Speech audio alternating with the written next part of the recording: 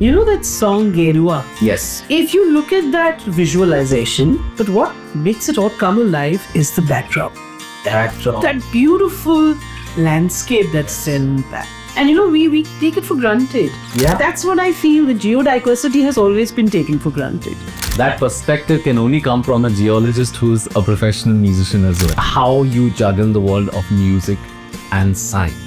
Science is not all science. It has a lot of art in it. And likewise, it's vice versa. So even art has not just art, it has a lot of science. What I learned on the job is that to be your best version, you need to remain a student all your life. Wow.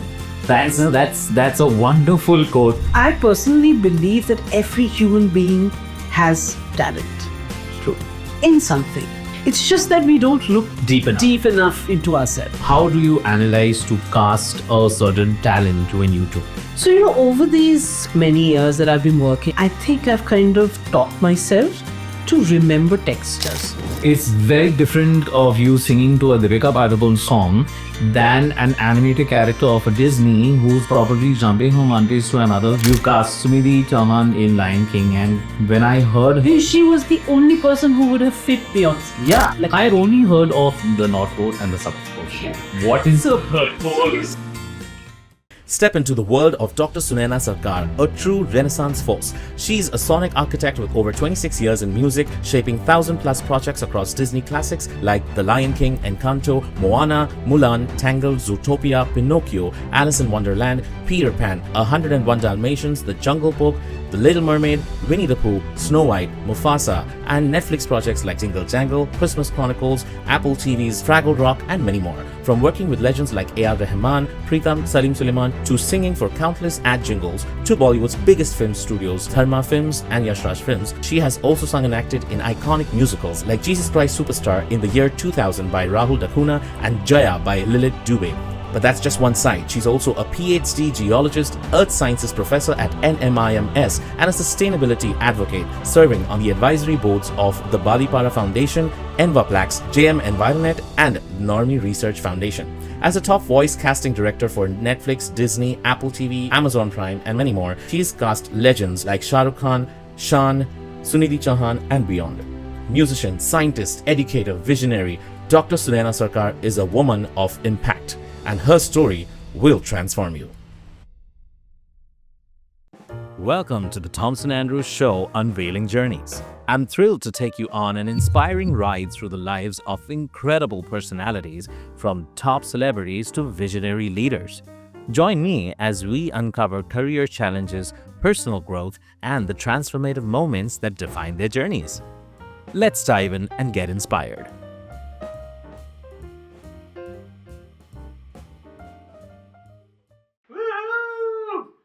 Welcome, Sunayana, to finally the humble abode of the Thomson Andrews Show, Unveiling Journeys. Guys, please know that we have a fantastic artist, Sunayana Sarkar here. She is a geologist, a professor by profession as well, one of the best music supervisors and voice casting agents, and a recording artist, a brilliant singer, a brilliant cook who makes some amazing stuff, and she's a dear friend and my mentor, Sunayana Sarkar. Thank you for coming on the show, and I'm super excited to have you share some wonderful insights on music, on geology, on geodiversity, and a lot. Thank you so much. Thank you so much. The way you introduced me, it almost sounded as if you were making a profile for me on a marriage portal. That time has passed. Well, fantastic. And, you can see all the fun that you're going to have on the podcast. And please have a seat. Welcome, Sunayana Sarkar, my dearest friend, and my partner in crime for some amazing conversations on food, music, and life in general. I mean, I think we've had conversations about anything possible. Absolutely. And most of them have been post singing sessions. Yes. So it has been a great journey there as well. So thank you so much, Thomson, for having me on your show, because I've been a huge fan of the work that you've been churning out, and Thank you. it's a great honor to be here.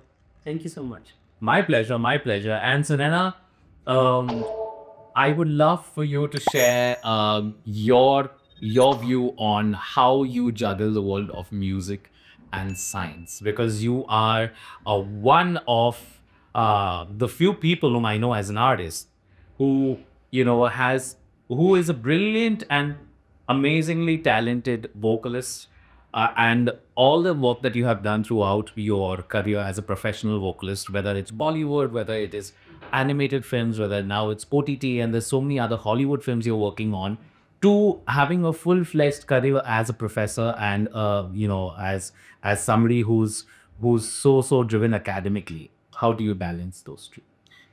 So, I have always felt that science is not all science. It has a lot of art in it.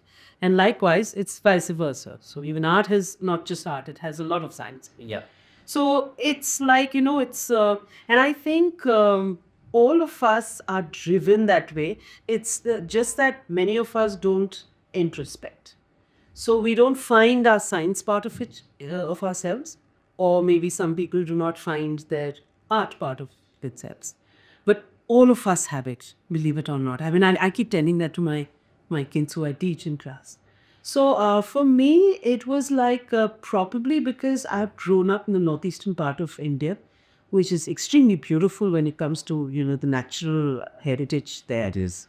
It is extremely beautiful, and my father was a tea. He's a tea researcher, so we've kind of grown up in those kind of areas, which was like literally wild, and yet very beautiful.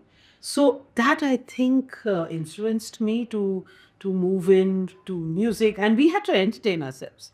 We were at the back of beyond, where all you had was music playing on the system, and that was it. And then you had to entertain yourself. So what do? So you start singing, and thanks to my parents and their genes, I could sing in tune. So that was Singing the in good. tune. She's fantastic. She's a powerhouse. You listen to her singing. It's insane. I want to give a big thanks to my sister, my elder sister, Bilanjana, who used to study in the boarding, and she would come home during the holidays, and she would come with this storehouse of songs that she had sung, and storehouse of songs which she had sung the harmonies to. Oh. She had learned the harmonies too. So she would come home and she would teach me the harmonies and yell at me if I couldn't do it properly. So, the whole idea and the whole introduction to singing in parts started there. My sister. And then we would entertain ourselves. In the evenings, we would just sit. It's kind of cold there also during the winter months. Is that Jorhat? This is Jorhat, and also in Darjeeling. We were also there in Darjeeling. So it was lovely because, we would just sit around the fireplace and just sing. And my sister can play the guitar as well. So, we would all sing together and would keep picking up songs. Those were the days when you did not have anything on the phone. So you had to literally listen to the song, take down the lyrics and learn it. And then, so all of that was happening. So that music was something which kind of came to me genetically, and then it was honed by my sister and her, this exposure to singing in parts and stuff like that. And then I was in the Northeast, which is the foothills of the Himalayas, and I was also in Darjeeling for a short period of my life, where it's, the Himalayas are beautiful. It's awe-inspiring, and I think that mountain range, it has a life of its own. And I mean, I've always felt, even as a child, I would feel that it's alive. It is. The mountains were alive, and it would speak to me. I mean, I might sound like crazy old batty old woman, but No. it did. I mean, as a child, I would feel like the mountains are speaking to me, and then I think this love for rocks, because I could see so much of it around me, and thankfully I noticed it. So that kind of started this excessive love for landscape. It all started with landscape. And then when I came to school, and I was also in the boarding, so I was at a school called La Martiniere in Calcutta, and we were in the boarding, and every evening we would have one of the teachers coming in and kind of spending time with us. And every time the geography teacher, Miss Singh there, would come in, and I would be so happy because she had so many stories to tell, and she would make us visualize things. And then when the time came for me to study, like, take up a subject and stuff, I thought of geology, I thought of earth sciences. Beautiful. And I kind of stuck to it. And I'm so glad that I took up earth science. No, and brilliant. And you are excelling in both. And I think more than excelling, you're having fun. Having fun, that's right. Doing music, and you're so passionate about geology, geodiversity, and every time we have a conversation after we have a wonderful session singing on that beautiful cup of coffee that you make, I must acknowledge oh my god, I think Sunaina is like the best company in terms of an intelligent conversation, a musical collaboration, and much more. I think we always talk about your passion for geodiversity and sustainability and so much more, and that's what I love about having a talk with you. The conversations that we've had, I think they've been very eclectic, very, very different, like. True, very true. different. And so Sunaina, you have seen a parallel shift in music from the time you started your career. It's been it's around 26 years to you. Yes. AZ industry. Wow, commendable. That's so much of experience and learnings throughout, and you've seen the industry shift. From the analog mode to now a digital era. From sound recordings to dubbings to everything, and now since you're in this digital era, and there's so much that you're doing as a musician and artist, what are the challenges you face, and what are the things that have gotten better over a period of time? So when I first came to Mumbai, this localization of content, Hollywood content into Hindi, was the first thing that I started with. I was very lucky, I think. I was really lucky. I just happened to be in a party where Antara Chaudhary, she's Sanil Chaudhary's daughter, who happened to be there in the party, and we were kind of singing, how it is in a party. If somebody knows 3 notes, they sing the 5th. So I kind of Start harmonizing. Yeah, exactly. So and it's like a very It's a jam. it's a jam, yeah. So we were all jamming, and I sang something, and then she came up to me and she said that, oh, okay, so you are into kind of Western kind of singing genres, and I said yes. So she said, come tomorrow, come to the studios, and I'm having these auditions for it was a Disney project, and she said that I'm holding the auditions, and please come over. So I was like fresh out of Kolkata, and I didn't have much of studio exposure back then. So I was a little, Over there. overwhelmed by the whole thing. But I lined it up, and we had the auditions, and I was very blessed to be chosen with 2 other very, very, very great casting singer friends of ours, Shazneen and Suzanne, and the 3 of us got chosen for that project, and we ended up doing some 100 songs over 52 episodes. Wow. That was amazing. But back then, we had one of their, their people from the US studios, and he was there in the room, and we walked in without any of the music sheets. Yeah. So he was absolutely flabbergasted. He said that, how are you going to sing? I mean, how will you know the notes? Yeah, because you're so Technically, you're supposed to read off the stuff.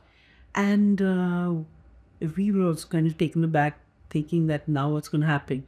But then after we finished our singing and after we finished our auditions, he was like really happy, and he said, how did you manage it? So you know how it is, the Indian jugaad.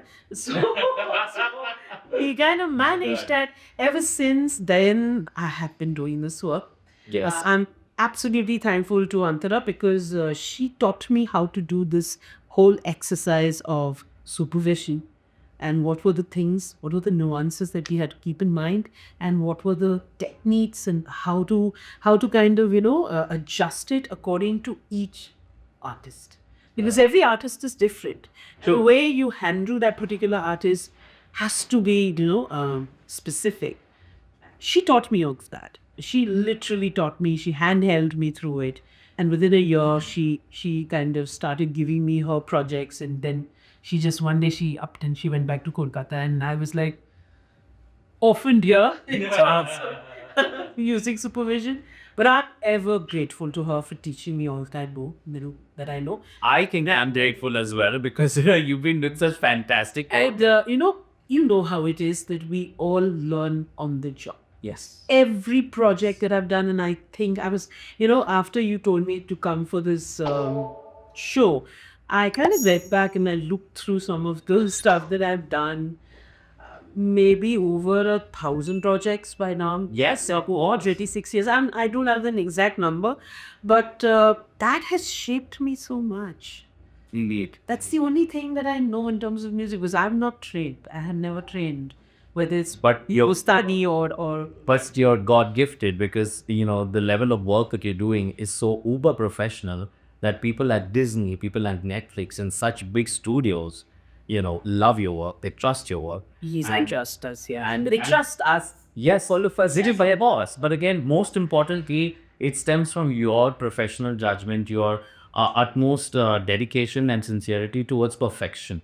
Which I have always seen because I think the first time that I sang for you, firstly, the first time I auditioned was Princess and the Frog. Frog, yes. And then I got that part and I was so grateful and I was like, oh my God, it's a wonderful opportunity to sing for Disney, especially in India, because we don't often have those opportunities And those genres. those To songs. be able to see those genres Yeah. in a different language, which is Yeah. which is a challenge one in itself. Absolutely. And I must tell you, Sunayana is one of the stalwarts of Western vocals in our country. And when you're working with different kinds of character briefs from studios, be it, you need a child singer, you need an adult singer, male, female, certain character voice, thick voice, a thin voice, a very gruffy voice, to suit a particular on-screen character, because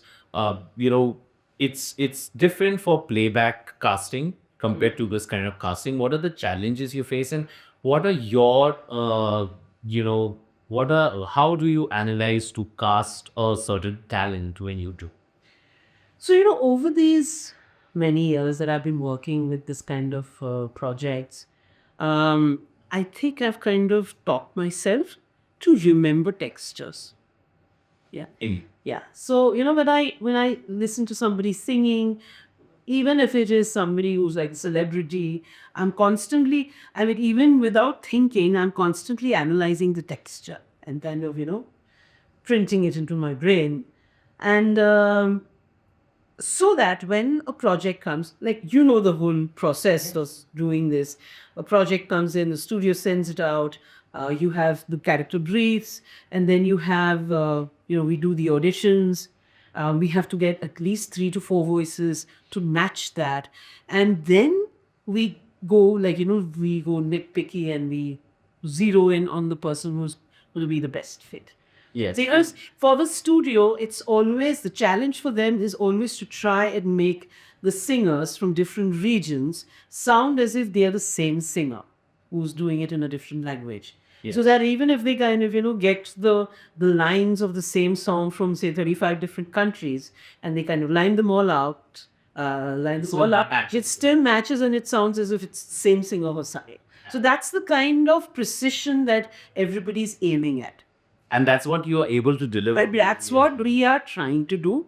Yeah. I'm not saying that we do it 100%, but at least we try and get it to 85 to 90. Sometimes we get, for a particular character, maybe we get 100%. I mean, I'll tell you a story. This was for a project called Spirit, which had all of Mr. Adams' songs, Brian Adams. And we ran into rough weather because we were thinking, like, where will we get somebody in the Indian singing scenario who would have that kind of a voice? Because his voice has like what in a Light lass. ras, but it's like, how we say, "Are khara she tora pani pi lo," and all that. But we normally do that again in India. And to find a singer who could actually get that exact tone, and then Who finally did it? so dear friend of mine, Abhishek Nailwal, who I met. I just happened to meet him in a studio. I went for a jingle and he was also there for the part of the jingle. And Yeah. I was talking to him and he spoke to me and I said, my God, your voice Fits that. It fits. Do you sing? He said, yeah. And I asked him, like, would you come for an audition for Brian Adams' song? He said, oh my God, don't tell me, because that's all I'm asked to sing in Paris. So I found my Hindi Brian Adams. Yes. Yes. And I didn't even send any other auditions. I just sent his. Yeah. I got approved. So, so sometimes we're ready. That's just a perfect fit. That was a perfect fit. But I think we have achieved 85 to 90% in many of our projects. Yes, other times. You, for instance, you're very versatile when it comes to singing, when it comes to, modulating your voice. And you are also very versatile when it comes to genres. So that, half the battle is won. Yes. So, I mean, the kind of characters that I have made you do. Yes. And in fact, thanks to you, there were so many characters that I've bagged because you just done just the perfect casting. And I was like, first I used to doubt myself when you saw me, like, iske audition kar, I think you fit this role. And then like all of a sudden I've done like some jingles and with Netflix, yes, and couple of these other things. And I'm like, okay, now I can understand what you see in it when you cast me. And it is so wonderful because you even me here, you've cast Vidhi Chan in Lion King, and when I heard Yeah, but she was the only person who would have fit Beyonce. yeah, and I was touring with Sunidhi at that time, and she loves Beyonce songs, and she absolutely does it beautifully on stage as well. And then when I heard her, I was like, my God, that's just the perfect match. Yeah, she does a Indian singer Beautifully. beautifully. So And what was one more thing? So so far as challenges go, that is a big challenge. To get the right voice fit. Then the second challenge is to get the kind of singer who will be able to deliver that. Because the genre is always Western because we are doing localization. We have such brilliant singers who are trained in the Hindustani classical or maybe Carnatic music. They're brilliant singers, but when it comes to adaptation to that kind of genre, sometimes we kind of find it a little difficult. But I have realized that when you are trained a little, you can also kind of bend. yes, So you can bend backwards. So if you kind of just handhold them a little bit and you kind of give them a little time, yes, many of them do brilliant jobs. they do. And I also feel there are certain singers who are very receptive. Very receptive. To being molded. There are some people who are directors, singers. So that's why some singers who are so well trained in a certain field, if it's their mindset which is open to consume and say like, okay, you know what, I want a little, I don't want a very tonal singing like playback, maybe I want a little husky voice here. Like how you do. So that I think it really helps when you have a singer who's also flexible in this zone. But I have noticed this with all of your casting work as well, and that's what I also tell my singers when there are certain talent that I also mentor in terms of like how do you not get stuck in one rut, but you need to have a little flexibility as a singer, a lot more to learn. So that's where I see what you do, and I say like if a casting director like a Sunayana has to cast you for a character, it's very different of you singing to a Deepika Padukone song than an animated character of a Disney who's probably jumping from one place to another. I see in one song she's portraying sadness, happiness, excitement, and so many other things, and the modulation of the voice, and also matching the Hollywood character. It's very tough, but you've been doing beautifully. That is So that's one more, where like the genres that Yes. that has to also match. And I think the third thing is when we are doing this work, the song should sound like, say, supposing you're dubbing it into Hindi, it should sound like a Hindi song at the end. yeah. The diction has to be The bang on. diction has to be bang on, and I am very, very finicky about that. Like, I want it, it. Like, Of I'm course. very office. I kind of, maybe even a perfect take. Yeah. I'll probably tell him to do it again, just because I want it to sound like, final product. It should be like, this is a Hindi song. Yes, it's like you wouldn't have somebody who's singing English with a Hindi accent. You have to have the Americanized R's if you want to sing a blind item song, otherwise it sounds absolutely dissonant to the ear. Yeah. So likewise, we needed to sound like Hindi. So that's another challenge which I find, like, I mean, I'm also singing. If I'm singing in a very westernized genre, I don't know, by default you tend to pronounce the Hindi words very in a very anglicized way. No, and that's a very good point that you highlighted, which I want to tell all singers that even when because I started my career as a gospel R&B singer, doing more English majority of that, and then when I used to sing Hindi, I used to do it in my own way, which I still do, but the small nuance of the difference was the accent was made maybe a miss. So then I went for Hindi diction training, and it made the world of a difference. Because then I went and I realized that there are some certain hers which I don't say, and which we are not realizing, we are not alert about it. But then the moment I fixed that, my career just went from this place. I started hosting a talk show in Hindi, and the word Lakhora opened up, and this thought process also changed. Why I actually did this, because I had gone to LA for a show with Sunibi, and I was talking to a Hollywood agent there on, like, how we would love to do English music. So he said, one thing which he told me very importantly, you are in a wonderful country with such a big audience. Yeah. 1.6 or 8 billion people and Hindi is a wonderful language. So firstly, if you are in Spain, you would learn Spanish. If you are in Korea, you will learn Korean. So you must ace your language. So then I said, listen, what you said makes sense, because then he gave me context to it. No, like he said, in case there's the Shakira. Shakira knows how to speak her language, and she mastered that, and then she did a crossover. So I said, I must master my language, because then I started loving the nuance of our language, Hindi, and then understanding how important these aspects, and then understanding the emotion attached behind it, because एक बार diction सुधार Clear हो जाता है. Clear हो जाता है, उसके बाद हमें इमोशन में भी we have to fix how you deliver that.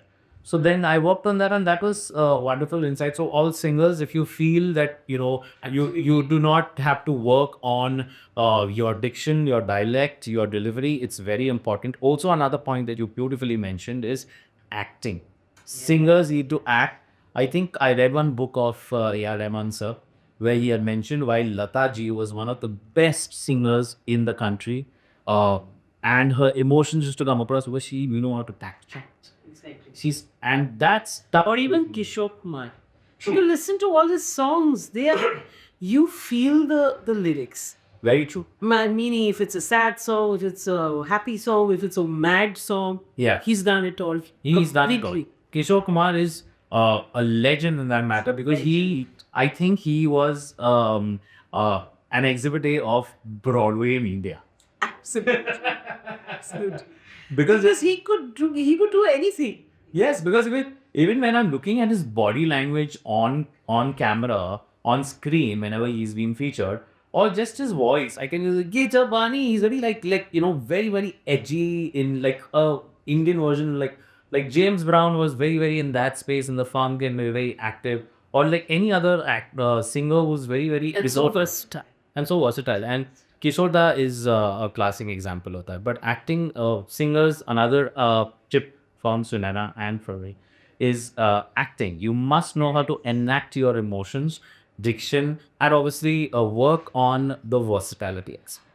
And feel the song. When you're singing it, you need to feel the song, because we tend to zero in on, or rather focus on, how good we are in the Technicalities, technicalities of riffing, or maybe getting the note right. the stylistic elements is That's also one more thing I think we all need to kind of focus on and be very wary of, is that with all the AI that has come in, or all the the auto tuning that we have in hand, or all of these software which can make you sound absolutely ravishing when it comes to your voice, but as a singer, I think all of us should be true to ourselves. Yes, you must have You a must forte. Yes, By and least. one must make sure that we're striving to attain perfection. True. So, I mean, you've seen the kind of projects that we do. Of course. After we finish the project, we really don't need autotune. We don't need any kind of tuning for any of the projects.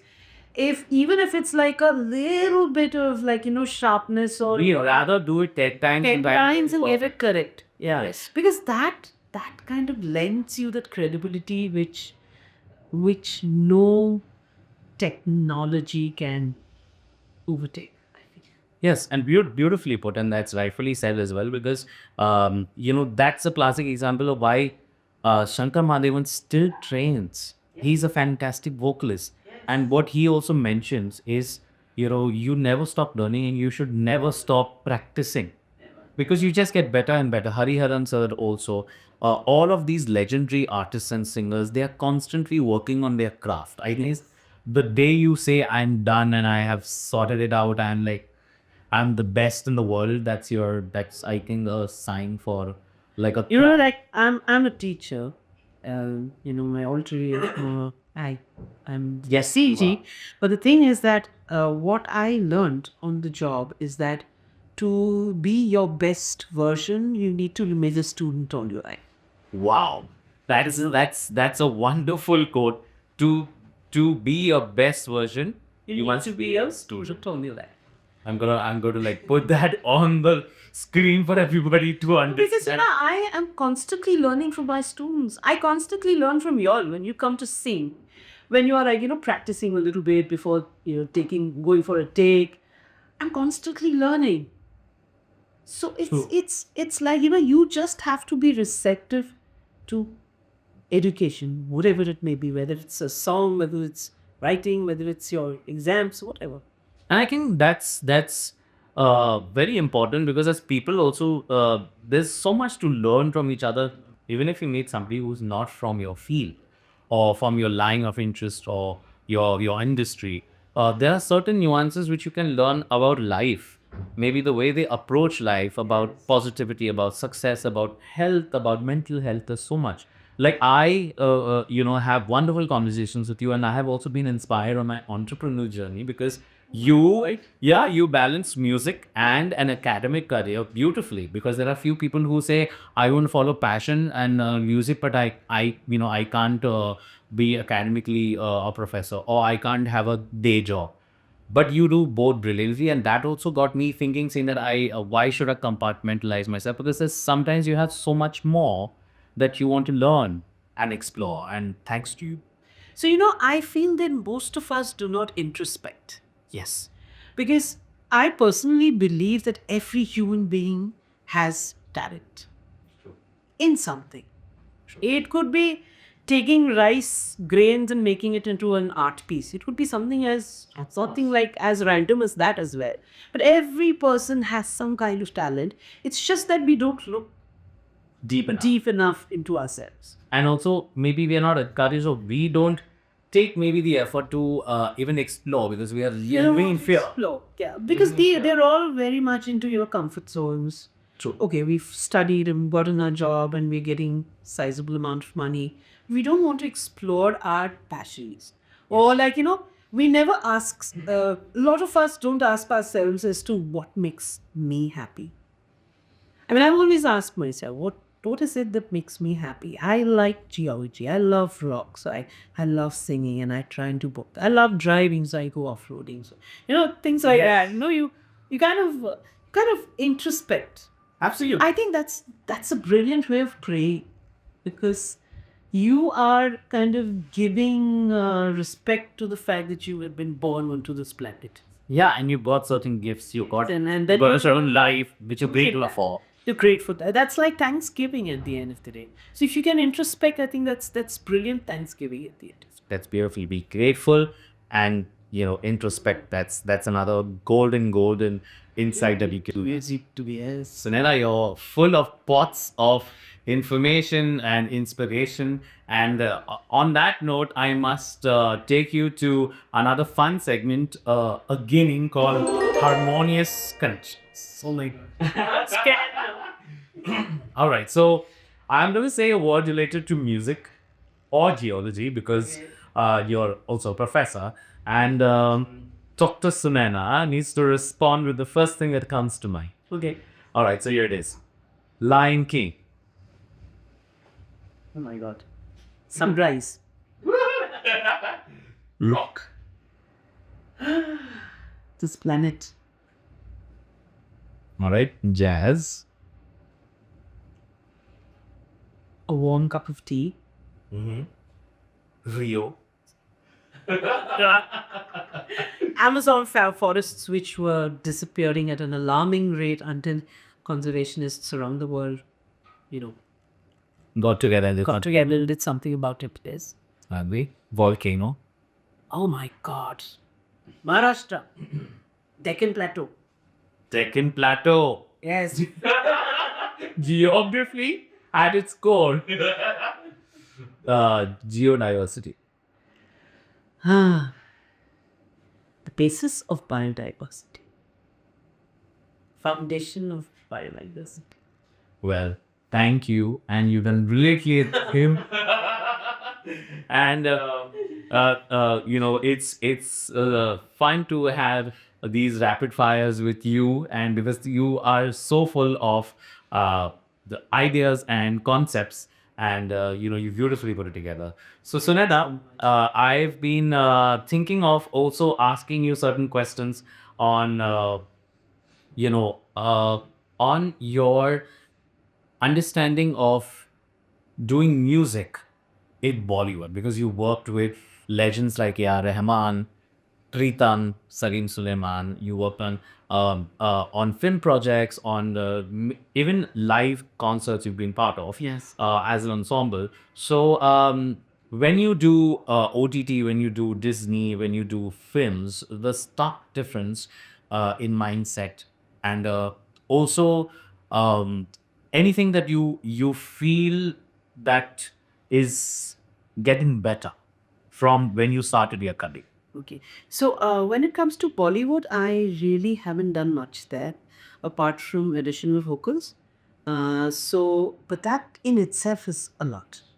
It's Vast. It's vast. And it's such a learning process. Yes. I mean, we have also done so much together. It's such a learning process because, to blend, to do something together, and to kind of come up with sound, particular kind of sound. Yeah. And we have so many of our brilliant friends who. Yes, we recently did a wonderful project with Suzanne, which you can't name. Who's a brilliant singer herself. She's a legend. But she's such a legend when it comes to, creating Voice, writing, vocal arrangements, singing, and just obviously top notch. Again, it's such a blessing to have learn also to from. learn from such people. And I must tell you that there's something really interesting coming. He does that Yashrat Studios, Yes. and it is for Dharma Productions, but itna hi bol sakte hain aur nahi bata sakte because we have some confidentiality clauses. Take care. Maybe after the podcast releases, when it comes out, he will use the hockey puppetry. But it's fun. It's a different world working in commercial music. So there I feel that it's more commercial. Yeah. And it's like, you're in and out. You got that particular experience and you're out, and then the matter ends. Yeah. Whereas when we are working with localization of content, it's a slightly longer association with the project. So you kind of become more familiar with it, I guess. And then because there are so many nuances that you're involved in, so many steps that you're involved in, Yeah. that at the end of the day, you kind of feel slightly closer, I guess. When it comes to, differences in terms of, as the years are moving by, I think Bollywood right now is more open to different kind of voices, which I think is brilliant. It's really, I think, also from a musical influence, it's gotten blues, jazz, funk, and so much. All kinds of folk from India, all kinds of folk. All cultural folk, and you are a fantastic Assamese and Bengali folk singer, and you've done brilliant songs. I like we've also sung a Bengali song, Ekla Cholo Naik. Which is a Tagore song. Yes, and but Ashok, you've been releasing Bengali songs, independent songs on your own in the blues genre, soul genre, rock genre. So, give us a little insight on the world of folk music. So I'm a Bengali who grew up in Assam and now lives in Maharashtra. So, it's this rootedness and rootlessness, I feel. But then I'm a geologist, so for me, political boundaries don't make a sense. Yeah. For me, it's like a river which divides, a mountain which delights. So, I'm very strong about that. So music, as you know, is very, very, I think music is very pagan. If all of it has, at some point of time, risen from nature. So, you have water moving over rocks, you have rocks falling over rocks, there's a landslide, there's some kind of noise which happens, rain falling down, or just the leaves in the breeze, or, you have birds, you have animals moving. It's like, if you remember in Lion King, when you had that song where, like, the elephants are moving, or what was it? Yes, I think it was the elephants, right? Yeah, I think. And, like, we did some songs. Some kind of- It was like a chant, like, their footsteps are kind of moved in, like it's kind of interpreted as a sound, as a musical sound. Yeah. So, it's so beautiful. It's so beautiful. So, so I feel that music, at the end of the day, it stems from nature. So therefore, the folk music especially, you find it stems from man's connection to nature, wherever it may be. In India, we are very blessed because every state has so many different kind of folk traditions and, different kinds of folk songs. Like, and it is so nature related. Like, for instance, if you go to the east, like if you go to Assam, if you go to Bengal, all our folk songs are related to the river.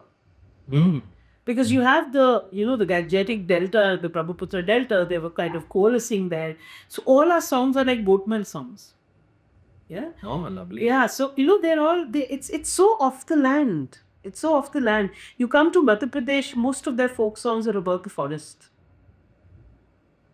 You come to Konkan, they're all about the sea. So, it's your relationship to nature which churns out folk music at the end of the day. That perspective can only come from a geologist who's a professional musician as well.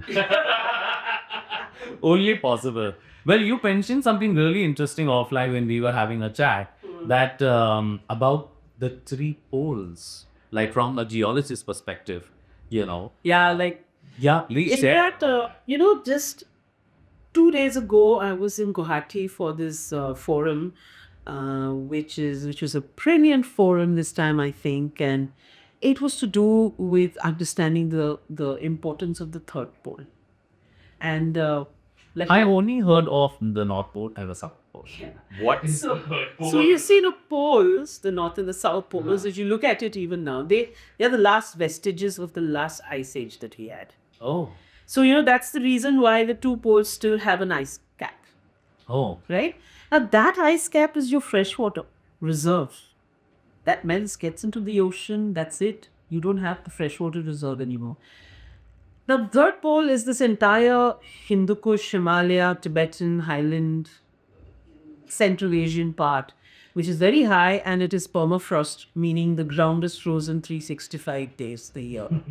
So that is the third pole because all of our river systems that we have in India and, this entire Southeast Asia. So you have the Indus, you have the Ganges of the Ganga, you have the Brahmaputra, and then you go into China, you have the Mekong, the Sikya, and Yangtze. All of these are snow-fed. And that snow resides in Tibet. So that's the third pole because that is our... Tibet. Yes, it's our water resource. Tibet is the third pole. Yes, it is. So the thing That's new information. So, this particular forum that we had was... Did you know? was totally based on this, and understanding the problems.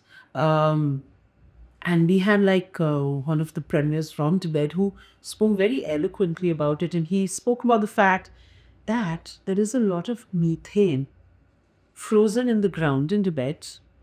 Now, if that melts because of global warming and climate change, then methane is going to be released.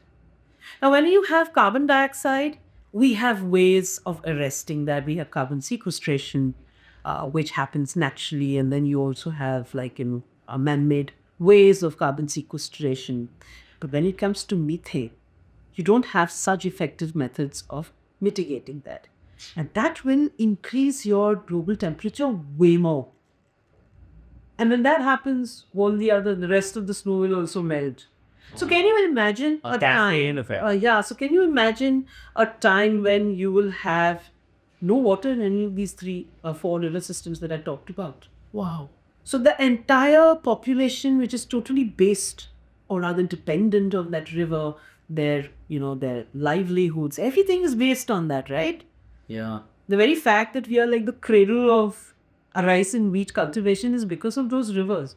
Those rivers don't remain, then what will happen? Of course, I'm a geologist, so we know that all this is going to take time. Yeah. And we'll be photographs by the time even. Hi, Sunayana. One photo on the wall.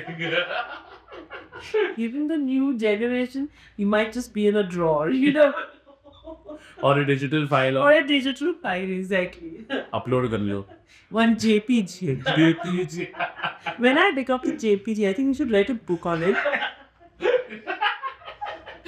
I'll be a jeep. Dancing like one cockroach. Lovely. But that was fun. And now I want to take you to another interactive segment called Dessert or Desert. Okay.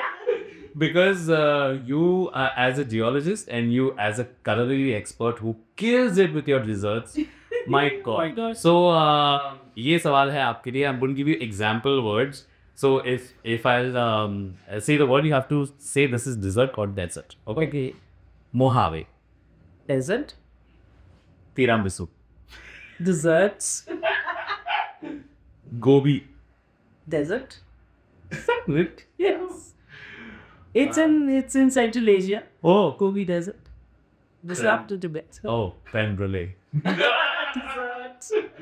Well, हम लेंगे crème brûlée. Shoot के पास.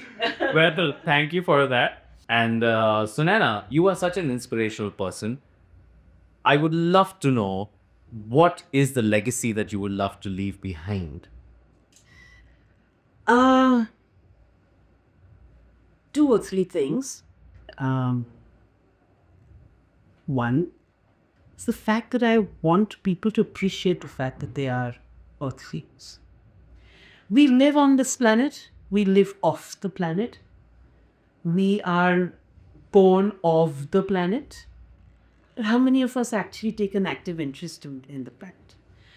I would also say that maybe our education policy could probably bring in stuff like how we have like mathematics and physics and chemistry and maybe history and geography as very subjects that are taught in schools. Maybe a little bit of earth science is supposed to be taught to everybody. The reason being, today we're talking about climate change, we're talking about global warming, but if you are not aware of the planet, you will not be able to relate to those things. For you, it will just seem a topic that is being written about in the newspapers or a topic which is being debated on in some TV show. But when you know it yourself, can you feel it? And then you want to do something for it. And then you will not want to use plastic, and you will not want to litter the ocean, and you will not want to do all of those things which we're trying to kind of force feed the children. So I think they need to know the earth before they can think for the earth. And so that's what I want. I hope and pray that, as the years go by, people start taking interest in the earth. And you're already doing that to add to your legacy because you're educating young students as a professor at NMIMS in earth science. And you're already, adding that to your legacy. And it In was fact, with most of my students, what I try and do is I try and take them for a field trip already. See, because the moment you take them outside and you kind of expose them to the landscape, and I have students who come back to me and say that ma'am, before we went for a field trip, we would take selfies when we would go for a holiday, and now when we go for a holiday, we just look it out for rocks. It's like that kind of their mind. They have started noticing rocks. and appreciating nature and rocks and Like, I'll give you a small example. You know that song Gelua? yes. If you look at that visualization, the actors are doing their job brilliantly. The singers have done a brilliant job of the song. But what makes it all come alive is the backdrop. Yes. Take a look at that. Picturesque That backdrop. that beautiful landscape that's set back. It's so beautiful. It is. And we take it for granted. Yeah. That's what I feel. The geodiversity has always been taken for granted. We just kind of think it's anyway there. A rock is anyway there. Yeah. So that's, if I would want the fact that I have tried my level best to get people enthused about the planet is something that I would want to happen even after I'm gone.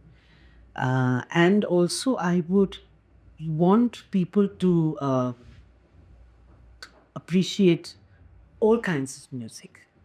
Very often when you're trained in one kind of music, you tend to look down upon the others, or, you kind of not give importance to the others. But music is music. Music is music. It's like a set of notes. You cluster. It's mathematics. And somebody very, I think Ranjit Barrett sir told me once that you must increase your musical diet. Yes. Because the more you listen, the more you appreciate, even if you may not necessarily vibe to that genre, you must listen to different genres to increase your musical diet. Listen. And that is the key word. Because you also learn. Exactly. And there are nuances which you may like, which you may not like, but at least you know what to pick from. That also helps all young artists who are lost as to what's my forte, what's my genre, to actually select and pick and I would say relate. Yes. When I was soul searching, I was like, what do I call my music? And then I realized that I'm an R&B and soul singer because that's what I relate to. And when I started listening to all kinds of genres, and that's where that became my niche. So I could identify my forte. So that's very important. And also youngsters these days, because things are a little more easy when it comes to, getting music, getting to listen to it. So we kind of a little low on patience. yes. So if I find that a lot with the younger generation singers who I work with, when they come to the studio, they are not willing to listen to what you have to say. They want to just go to the mic and start singing. But back in the days when when we did not have digital recording, I mean, think of the effort that they would put into that amount of rehearsal and getting it perfect and then delivering a perfect take, at one go. Yeah. And you know it very well, Thomson, that every time you've sung for a character, the best renditions have been when you have given it like a complete take. Yes. When I have not stopped you in Yes. singing. So on out and giving your soul and yeah. performance to it. So. Exactly, because then that's like a contiguous performance. Yeah, and an authentic version also. Exactly. Yeah. So that's a that's something that I think all the youngsters should look forward to. Definitely, you heard that. And as we come to the end of our entire talk, as I really want to have so much more to discuss with you, but I want you to share a small and I want you to share a small insight when you go on your road trips. Because you're an adventurer. You recently went to Kolkata driving. Yes. You know that? From Bombay to Kolkata. Bombay to Kolkata, and Sunayana is one person who goes driving intercity. I get scared to just drive to Pune. But I want to know 3 songs on your playlist when you're driving. So you have the one from the Cars. What was that song? Life is a highway. Like that. Life is a highway. Um, I also have some of the Eagles numbers, which I really love. Lovely. And I also have some of these, Bengali folk numbers. All right, well, There was a very famous singer called Nirmalendu Chaudhuri who sang a lot of these beautiful. In Bengal also, we have a lot of types of, folk. yeah. So he sang so many of those beautiful songs, and those are usually on my playlist. But then these days, with my son who's 22, Yes, so you it know, read. yes. So I hardly get to listen to my own stuff. No, Lambi. And he's also extremely talented and driven like you. And, obviously he takes off from you. And very, very hardworking kid and extremely, extremely musically, brilliant as So well. he's kind of picking up. Lovely. You must know that Sunayana does conduct workshops on geodiversity. And if you ever have an opportunity to learn from her, reach out to her on Instagram. Please, you must do that. Is that I to my friend from Bombay Natural History Society, Shardun. He's kind of been doing these workshops lately. Last year also we had a couple of them, and this year also. Just last week I think we had. So my whole purpose is for this is just to get people aware of the fact that there is something called geodiversity. Lovely. Because that is something that we kind of just take for granted. So if I were to ask you, explain geodiversity in 3 lines. So I would say that it's a word which has been coined very recently, or rather it has been approved of very recently, but it is something that has been there for as long as the earth has been alive, and which is like a good 5,000 million years old. So geodiversity includes the rocks, the soil, the water, the groundwater, the landscape, which I think is 80% of this planet, right? And yet we don't think about it. So all of this, they are basically the abiotic part of nature, meaning the part of nature which is not alive. And yet it supports all of it. It supports all life. So therefore, protection of geodiversity is very important. We heard that. Must research more on geodiversity is a fantastic topic. And now I want to take you to our last segment, which is again another interactive segment, which is Pitch Perfect Trivia. Now, I'm going to tell you how you play that. So I'm going to give you questions on, again, music and geology, which are 2 of your muses. And let me see, you have to give me a name. All right? What's the hardest natural substance on Earth? Diamond? Yeah! True geologist. All right. Which US state is known as the birthplace of jazz? Is this? No, I don't know. New Orleans. New Orleans, yeah. Louisiana. So Louisiana, Louisiana.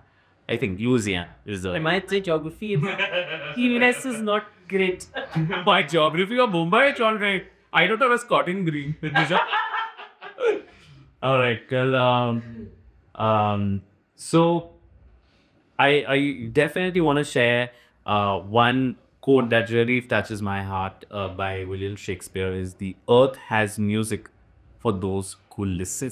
Absolutely. And it's so beautifully amalgamated, and especially for a guest as you come and share about music and earth science, just the importance of soul in both, how you find a connection to nature, how you find the connection to music is so inspiring for our guests. And now we have a little surprise for you from our wonderful gifting partners. And starting with Ashnam, they are a home decor brand, and they make wonderful pieces with polyresin. So this is the wonderful gift from Ashnam to you. And Thank you so much. you're welcome. And there's some more goodies. I love your Logo. the logo. It's really nice. Thank you. This is one more wonderful product by an entrepreneur in Delhi. It's called Up Snack, and they make some something really unique which just caught my attention. It's called Prof. It's protein and coffee combined. Oh wow. And they also, this is for you, they make some peanut butter in different variants. So, since you're a dessert fan, you make a mistake, Upon big always. Lovely. And we do have some more for you. Oh my god. Because you've taken so much time and, to come and, inspire everybody with your journey. So, this is a wonderful gesture from our hospitality partner over there. Thank you. And was asked one. What? I'm acting like Santa. I swear. I think even my birthday was not so full of gifts this time. This is from my team at the Thomson Andrews Show and Throne of Art, and we really, really appreciate everything that you do. And okay, I say bye. So a big thank you. I think you're doing a great job, Thomson, because the world knows you as a brilliant singer, but I feel that doing these things where you're bringing on people to your shows and you're talking about diverse things, it's so important because, and I love the way you're doing it, because it's not like just you're not just focusing in on one part. You're talking about so many diverse things, and that I've noticed about you even when we have our own conversation. We talk about everything, underneath the sun, and so congratulations. Thank you. Thing that you do. Thank you so Very much. proud of you. Thank you for that. I mean, like I am for all the singers who work with me and help me with all the projects, because you guys, if you weren't there on those projects, I wouldn't have been able to do it, because I'm managed to deliver because of the talent that you all bring to the table. So And I think it vice versa, because we have the guidance, we are able to deliver this. yeah, and I think we have a good team, and we have a good time. But thank you for that appreciation, and it means the world to me. And most importantly, that you've come here to share your wonderful insight and suggestions, and this beautiful conversation we've had, which we always do offline, and now we'll be on camera for other people to benefit and learn from. That's been really, really enriching for me. So thank you for being on Thomson Andrews Show, Unveiling Journeys. And guys, don't forget to watch this, tune in, and follow Sunayana, and reach out to her for any questions on music, on geodiversity, on earth science, and she's absolutely wonderful to chat with and learn from. Thank you so much. And thank you for your entire team, Thomson. Yes, they're wonderful. Guys, you are awesome. Guys are really good. It's been a pleasure to be here. Thank you.